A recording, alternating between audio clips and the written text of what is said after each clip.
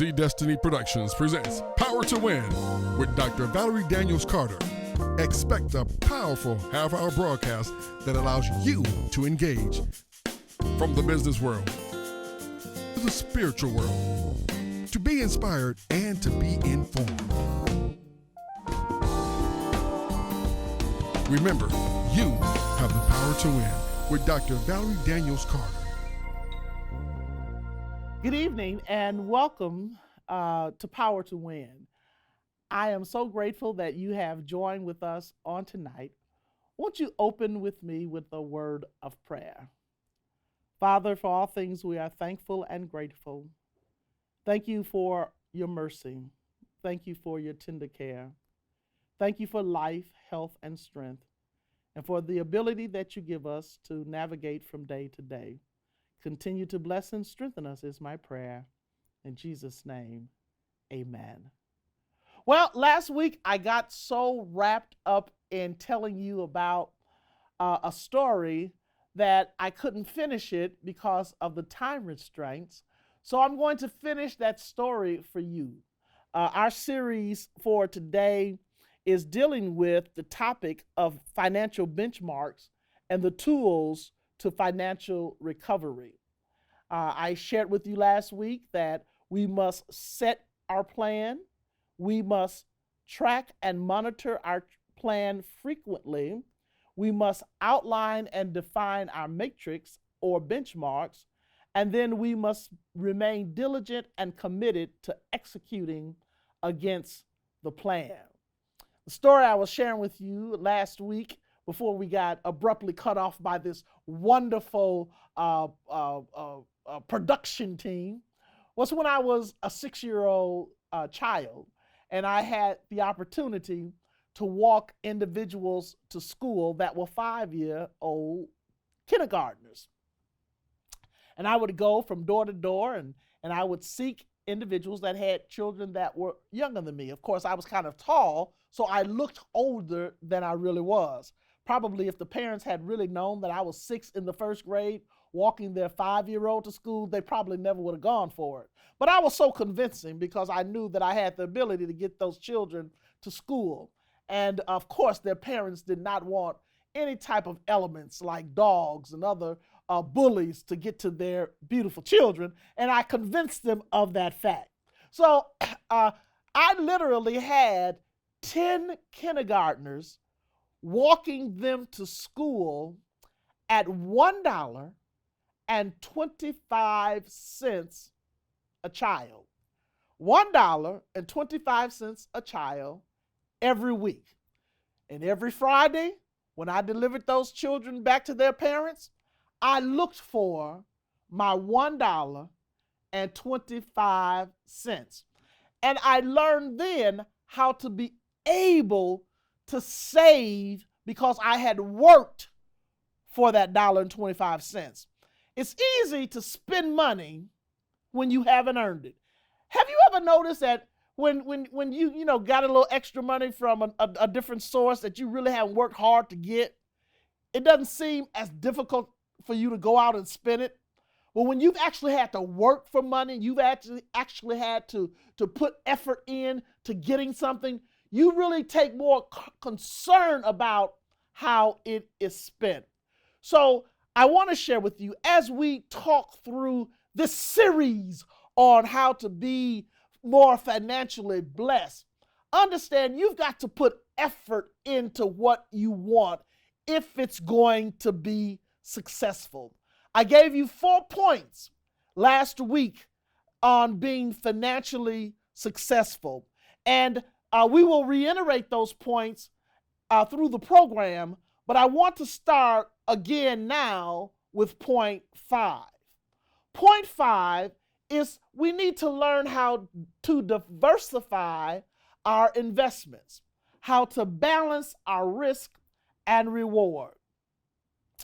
When you have your insurance and an emergency fund, and it's time to consider investing now, there are an array of possibilities as it relates to investments. Each of them have a different set of characteristics. For instance, Common stocks are popular with beginning investors or mature investors because their prices are readily available and securities can be easily purchased and sold most of the time. Then you have equity securities. Equity securities can be purchased as stock in a single company, as an unmanaged portfolio of different company stocks, or stocks in different companies in different industries, or as a portfolio of stocks managed by a highly trained professional manager with a public track record of results. Let me say that one more time. A highly trained portfolio manager with a success rate of trading. Make sure you know who's managing your money, and make sure you stay in continual contact with that individual. Don't just say, well, they're supposed to know what they're doing, so I'm just going to let them manage it. Learn how to understand the performance of your portfolio, what they are or should be doing. So equity stocks or equity types of management. There's also real estate. Real estate is a popular special income tax benefit. There's special income tax benefits to having real estate. Well, real estate is really more designed for individuals that understand how to manage real estate. When I first got out of college, I wanted to buy some real estate to build equity and build value. And so you need to know where you're best suited. Let me just say it like this. So I went out and I bought some real estate, and I began to manage those properties myself rather than hiring a professional manager to manage those properties for myself, because I figured I had a few little skills. I knew how to, use a hammer. I knew how to use a screwdriver, and I could do, a few things around there and save myself a few dollars. Well, little did I know the challenge of managing properties in certain environments. Let me just say it like that. And you need to understand what your tolerant level is. So, the first couple times I got up, went down there, and, tried to be diplomatic and say, you all, you realize what time it is? Watch out, you go this way and you go that way, y'all kind of be peaceful. And I'll get this, taken care of. I'll fix the door, whatever. I tried to be diplomatic in my approach. But when it happens so many times, after about the second or third time, and you say hello, and you hear that boom, boom, boom, boom, or you hear that arguing and that fighting, guess what you do? You hang up the phone and you say, if God don't fix it, it won't get fixed tonight. So let me just tell you, here is the reality of understanding. What I'm trying to say, understand what your strengths are. That was not an area of strength for me, okay? I was not a good manager of those properties because I had to have a certain skill set in order to be able to handle some of the challenges of managing those properties. So eventually I sold all those properties, made my money, and decided to do something else. So you have to understand how to manage real estate and what types of real estate you need to manage. So maybe you will do better in investing in a real estate pool where there is real management handling certain situations. You also need to understand volatility. And I'm going to share that with you because regardless of your investment choice that you make, there will always be investments that are volatile. They may go up and they may go down based upon the number of buyers and sellers at any specific time. While we are most aware of this because of the stock market and the variations in the stock market, they're reported literally every day in the newspaper. There's a volatility in real estate. There's volatility in almost any investment you make, whether it is business or anything else. And for that reason, I'm from the school and I teach my son that don't allow yourself to invest more than 10% of your assets in any single security or any piece of investment other than your homestead real estate, because you want to be able to breathe in case of an issue. Fulfill the responsibilities to loved ones. That's number 6. And we miss this sometimes. The Bible in 1 Timothy, the 5th chapter, teaches us, but those who won't care for their relatives, especially those in their home, have denied the true faith. Such people are worse than unbelievers. Luke, the 16th chapter and the 11th verse tells us, and if you are untrustworthy about worldly wealth, who will trust you with the true riches of heaven? Remember, you're not the only one in the boat. If something happens to you, such as a loss of your job or a serious illness or a disabling accident or a premature death, others dear to you will be affected emotionally and financially. I'm going to say that one more time. Others connected to you will be affected by your mishap, both emotionally and financially. These obligations are best met by you having 3 things for sure. Make sure you have health insurance, life insurance, and disability insurance. Health insurance, life insurance, and disability insurance. Number 7, or the next one, is relax and take the long, certain road to financial success. The ability to accept the unknown and to cope with the unexpected, such as wide swings in the stock market, is often referred to as risk tolerance. Everyone has a different level of risk tolerance, which can also vary from day to day within a single person. If you have an investment or you might be considering an investment that will keep you up at night worrying about the outcome, avoid it. Get rid of it. There are too many other viable vehicles of investment opportunities that may meet your objectives and won't allow you to lose sleep or suffer undue concern. If misfortune occurs, let me tell you what you do.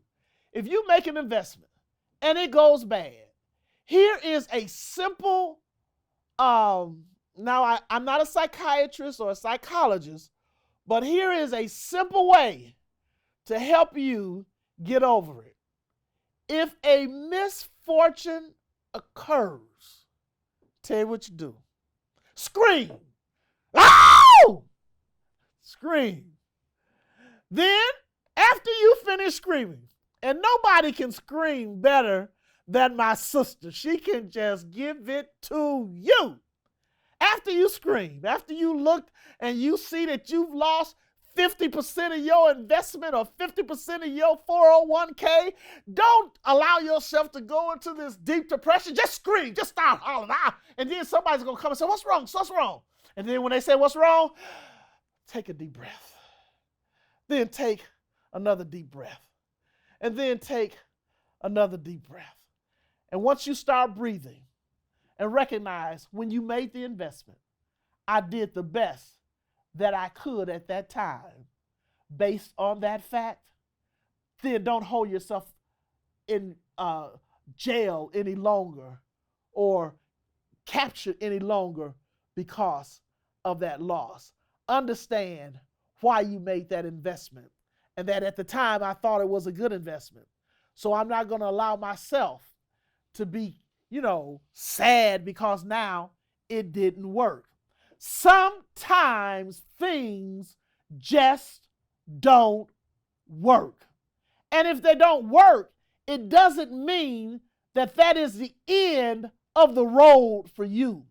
We all will have setbacks. We all will have situations and times where we will be in a situation where we wish things would have turned out better, but they didn't. And financial success and the road to financial success says, sometimes I'm going to win. Sometimes I may not be so fortunate, but guess what? At the end of the day, if I can progress from point to point to point to point, at the end, it's going to be okay. So as I look through my dialogue and begin to share with you what makes things work, I have to share with you that you have to have a diverse and balanced portfolio. A diverse and balanced portfolio. What do you mean by that? Here's what I mean by that. I told you not to allow more than 10% to be in any greater part of your total investment. True story. When I first started in business, I started with Burger King and I started with one restaurant. But eventually, I learned how to diversify my restaurant portfolio. And so I began to add other brands. I added Pizza Hut. I added Haagen-Dazs ice cream. I added Annie Ann's pretzel. I added Nino's Southern Sides. I keep telling y'all the best soul food in the city of Milwaukee, Nino's Southern Sides. Okay, I added My frozen yogurt. I added V&J Cafe and other restaurant brands to the portfolio to diversify the portfolio. Because if one is doing well and the other one is not doing so well, I could still sustain myself. And then once we established the restaurant portfolio, we shifted and started adding non-restaurant entities to our organization. We started adding real estate entities. We started investing in other businesses so we would have a diverse portfolio in case something failed. And I tell people all the time, you can't do that kind of stuff overnight. It takes time to build the ladder of success. Let me share something with you. When I started in business, I was young. I was trained. I was in a position where I believed I could accomplish, and I had a relentless desire to be successful, but I did not have all the finances that I needed. Well, if I'm honest with you, I've never had all of the finances that I need in order to pay for my vision. My vision right now is so big and so broad until I will need 10,000 people with $10 million to be able to fund some of my initiatives. Now, if you're out there and you're listening to me and you've got that 10 million, just call me. I guarantee you I'll respond. But listen, what I'm saying to you, what I'm really saying to you is, as you continue to grow and as you continue to navigate and as you continue to ascend, you will always expand your vision and you won't always have the capacity to pay for it right away. But you don't stop dreaming. You don't stop thinking about how you grow. You take it step by step. So here's a perfect example. And I want to share this with you because I think it's so critically important for life's lessons when it comes to financial success. Some people say, I want my own business. I want to be an entrepreneur. Why do you want to be an entrepreneur? Because I want my own business. I want to set my own hours. Is that why you want to be an entrepreneur? Because you want to set your own hours?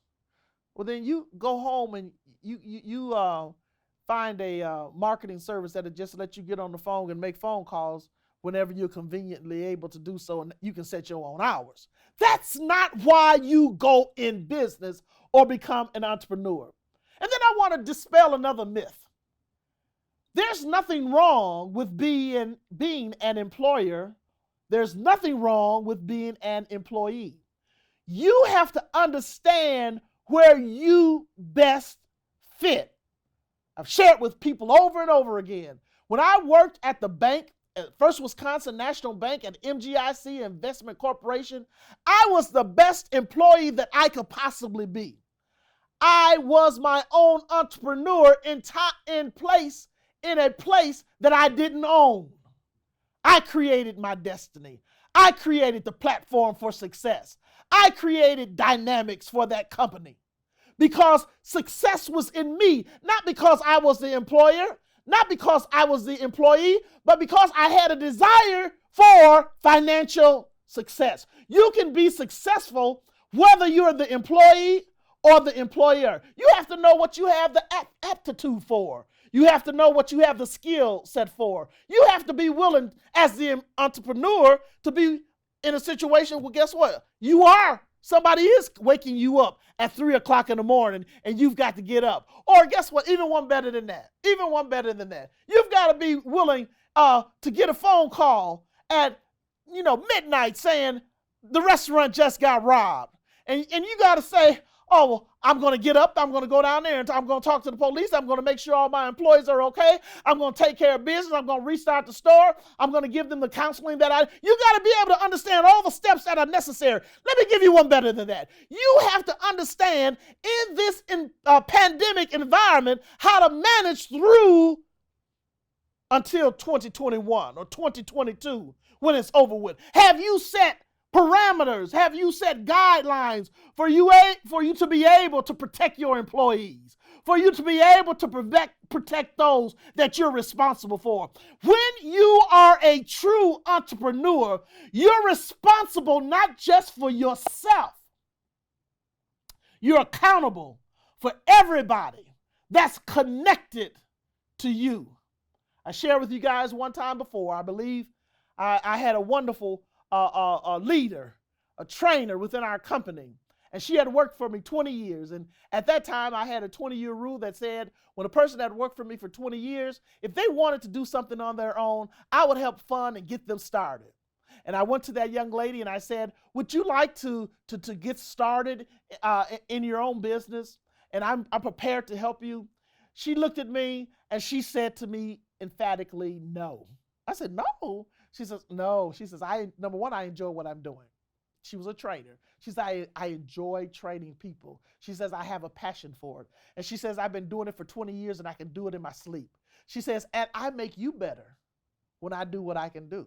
Well, I was happy right there when she said, I make you better. I said, well, are you sure? She says, no. She says, but here's the real reason.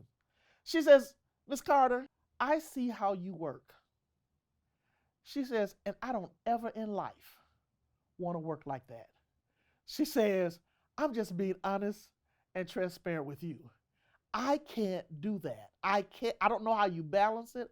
I don't know how you do it. She says, I'm not even going to try. She said, I can come here at 7 or 8 in the morning. I can do my job. I can go in the stores. I can make sure everything's okay. I can manage through that. Then I can go home. I can go home at night. And guess what? I can have dinner and enjoy myself. She says, but you sending us emails late at night talking about what has to get done tomorrow. She says, and sometimes, to be honest with you, I read that email and I said, tomorrow's going to take care of tomorrow. She said, but you can't shut down like that. Let me tell you something. If you're going to be successful as the leader of your ministry or as the leader of your organization or as the leader of your business, you cannot automatically shut down because it's 5 o'clock.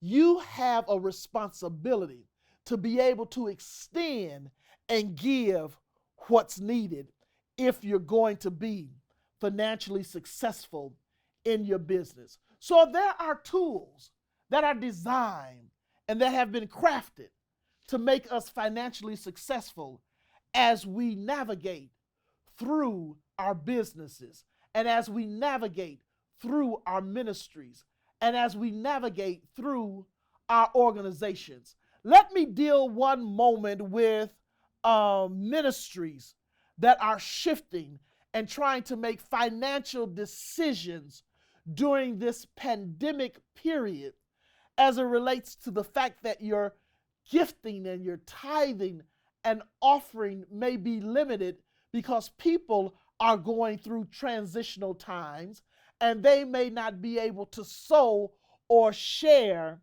at the same level. The first principle that I gave you guys last week was always make sure your spending is less than what you receive, and you will always be on top when it comes to having enough. So if you receive tithe and offerings of $1,000, make sure your expenses do not exceed that of what you receive. And pastors, you won't have the stress. I've spoken to so many ministers and pastors over the last several months that are stressed out because they're looking at their utility bills. They're looking at their mortgage payments. They're looking at all the bills that they have in their ministries that they created when they were doing well. Go back to your mortgage company. Renegotiate with your mortgage company. Let them know that you need a temporary moratorium on paying perhaps the principal part of your debt, and I can pay the interest part until things recover. Go back and renegotiate with your utilities and get on a plan that will allow you to manage through making sure you can keep your heat on during the winter months, or making sure you have sustainability with your employees. You may even have to go back to some of the people working in your ministry and say, look, for a moment, we all need to take either an extra day off or we need to take a little cutback so everybody can have something to live by. Adjust, create the strategy, and you can be blessed. My time is out again, and I've not even touched the surface of what I wanted to talk about as it related to financial success. But hopefully, as you continue to listen to our broadcast and continue to visit us on our website or visit us on YouTube, you will be blessed. Valerie Daniels Carter is my name, and I ask you to go and be a part of a bigger picture. What is that bigger picture, Dr. Carter? We have merchandise on our website, and that merchandise is being used to help ministries, to help orphans, to help children and the elderly sustain. I'm praying and asking you to go to the website, purchase some of the merchandise so we can be a blessing to others. Thank you for your time tonight. Won't you close with me in prayer? Father, for all things we are grateful and thankful. Thank you for your goodness and mercy and tender care. Bless these your people is my prayer in Jesus' name. Amen. God bless you. We're so glad you joined us tonight. Please like us on Facebook and follow us on YouTube and Instagram. We look forward to seeing you next week. Remember, you have the power to win with Dr. Valerie Daniels Carter.